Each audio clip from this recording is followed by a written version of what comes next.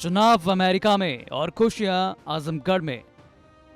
अब आप कहेंगे कि ये क्या बात हुई, लेकिन ये सच है कि खुद खुशियां अमेरिका से हजारों किलोमीटर दूर चलकर उत्तर प्रदेश के आजमगढ़ जिले तक पहुंची है।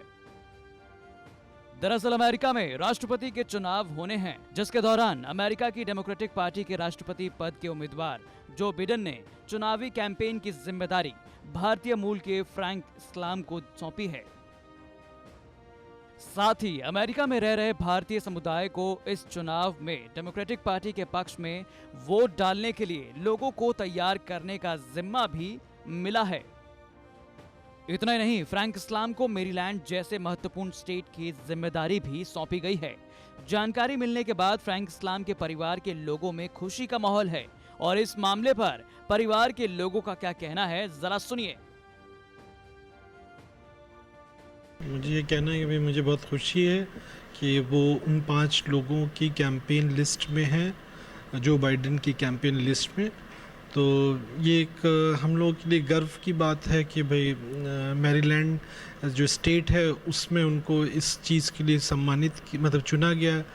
और मुझे उम्मीद है कि अगर इलेक्शन जो बाइडेन साहब प्रेसिडेंट का जीतते हैं तो उनको शायद बड़ा कोई पद या किसी तरह की चीज़ें होंगी, तो वो आजमगढ़ के लिए भी एक बड़ी चीज़ होगी।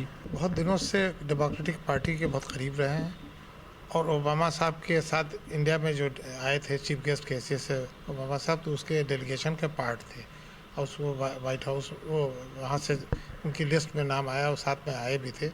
और यहाँ 2-3 दिन का प्रोग्राम था 26 जनवरी को 2017 को प्रॉब्ली। तो मेरा कहने का मतलब है कि उनके एसोसिएट होने से यहाँ का भी नाम बहुत होगा। और वो दूसरी बात है, जो बिडेन साहब से इनके और भी बहुत गहरे संबंध थे। वो ओबामा साहब के ज़माने में वो वाइस प्रेसिडेंट थे, तो वाइस प्रेसिडेंट के हैसियत से बहुत से काम उनके ज़िम्मे रहते थे, तो उनको अक्सर कामों में इनको शेयर करते थे। और आने वाले वक्त के लिए अमेरिका और इंडिया दोनों के लिए बहुत बेहतर होगा, इससे कि बहुत ही कूल माइंडेड और बैलेंस्ड आदमी हैं।